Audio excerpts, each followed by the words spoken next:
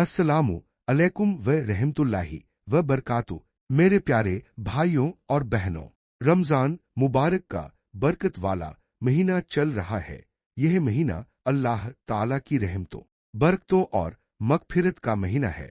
इस मुबारक महीने में की गई इबादत और दुआ अल्लाह ताला बहुत जल्दी कबूल फरमाते हैं। इसीलिए आज की इस वीडियो में मैं आपको शनिवार के दिन का एक बहुत खास वजीफा बताने जा रहा हूं, जो इंशाअल्लाह मुश्किलों को दूर करने, रिस्क में बरकत लाने और दिल की जायज मुराद पूरी होने का जरिया बन सकता है।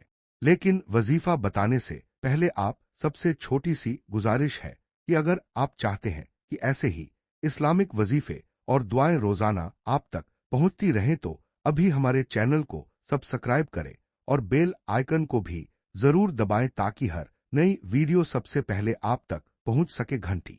अब आते हैं आज के वजीफे की तरफ। सबसे पहले वुजू कर ले और इशा की नमाज के बाद सुकून से बैठ जाए। फिर 11 बार दुरूद शरीफ पढ़े। उसके बाद 100 बार पढ़े या अल्लाह या गनी या मुगनी। फिर आखिर में दोबारा 11 बार दुरूद शरीफ पढ़े। उसके बाद अल्लाह ताला से अपने दिल की जायज हाजत और मुश्किल के हल के लिए दुआ करें। इंशाअल्लाह अगर आप यह अमल 7 दिन तक लगातार करेंगे तो अल्लाह ताला आपके रिस्क में बरकत देगा और आपकी मुश्किलें आसान फरमा देगा। आखिर में गुजारिश है कि वीडियो को लाइक और शेयर करें और हमारे चैनल को सब्सक्राइब जरूर करें ताकि और भी इस्लामिक वजीफे आप तक पहुंचते रहें।